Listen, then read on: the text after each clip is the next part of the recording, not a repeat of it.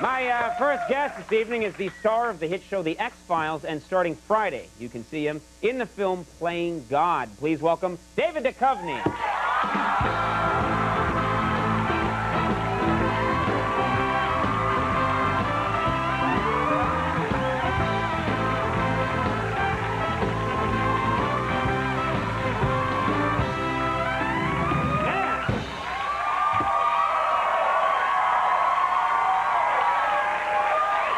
For you.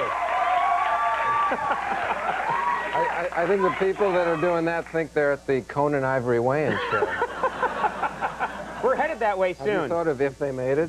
You could do a talk. Me and Kenan and just make the two shows? Conan O'Brien. Let's do it. Your head atop his body, perhaps. Or... Sounds sexy.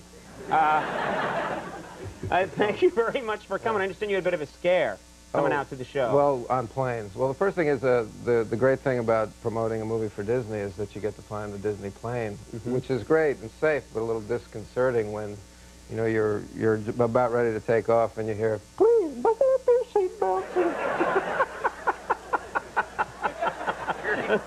And it doesn't instill confidence. But then the worst part is when it's like, "We're experiencing turbulence.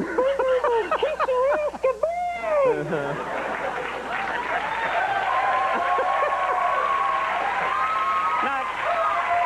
Not a good thing. But it must be, is it a nice plane at least? It's a great plane. Everything has the ears on it. It's very, there's plenty of things to grab onto.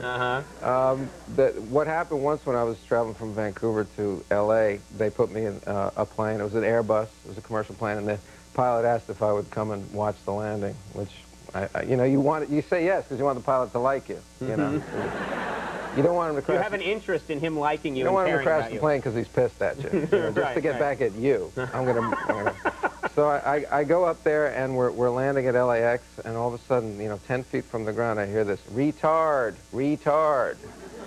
What is that? I don't know, and a flashing red light going, which I don't like that sound. I prefer, ding. You know, to me that's like you landed well. That's a life-affirming sound, yeah. I like the green light and the ding. I don't like the red light and Right.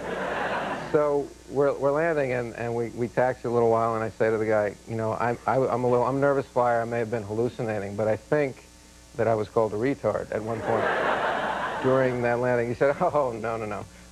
This plane is made in France," and I was landing and we were coming after a big jet, so I sped up rather than slowed down.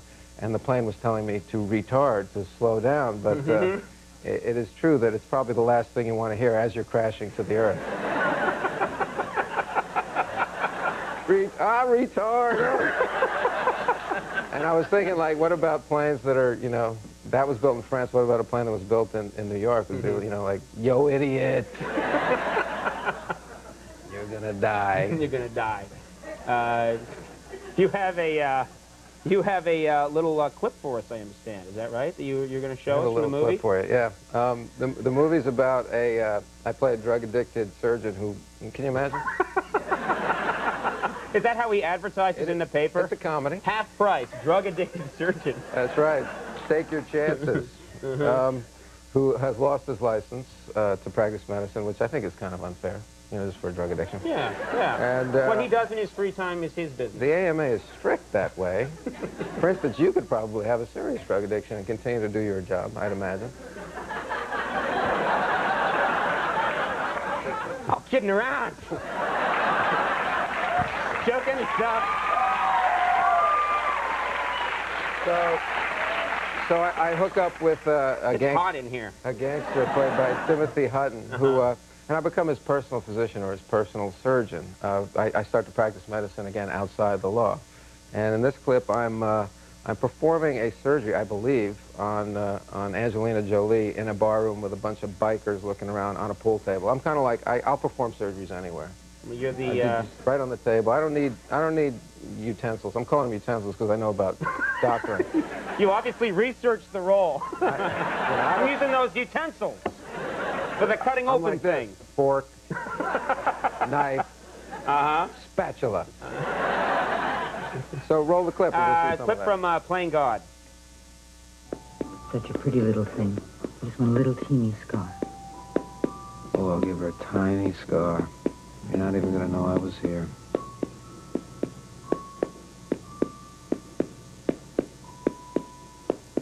Here it comes.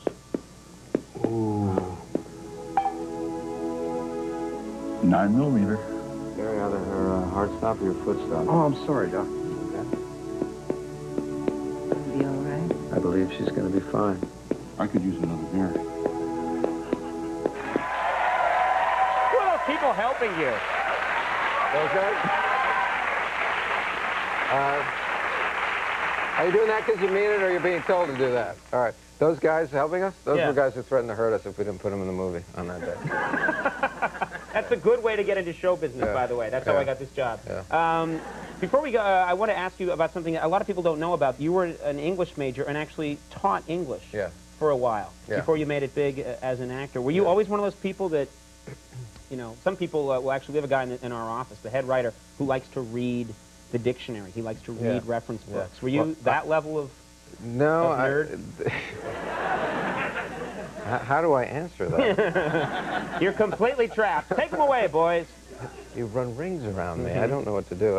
No, I got this great book in the last couple of years called The American Dictionary of Slang. And it's a bathroom book. You know what I mean by that. It's just a great book to read while you're just sitting there for 2 to 5 minutes. And you're now 2 to 5 minutes. You're my hero now.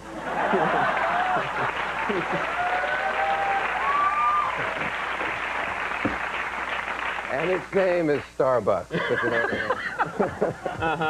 I mean. So it's very interesting, you know, how they say that you can tell what's important to a culture by how many words, different words they have for it. Like, you know, they always say the Eskimos have 25 different words for snow.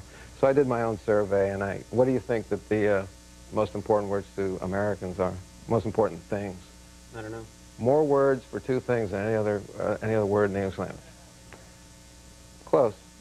People were saying sex. I don't think they'll pick that up at home. But. They were just saying that. They were just like, they weren't even listening to me. Whenever there's a pause in the conversation, they think about sex. Sex. No, stop it. We've got a show to do here. No, for the Eskimos, the word for the most slang words for it is snow, and for Americans it's penis and money. Seriously? Or money and penis. So the most common sentence for the Eskimos is, "I will pay you money to put snow on my penis." That would be, that would get you. That's the most common. No, I don't. I think the most common Eskimo sentence is, "I will pay you money to get snow off my penis." Very nicely done. Which is used 1,000 times a day.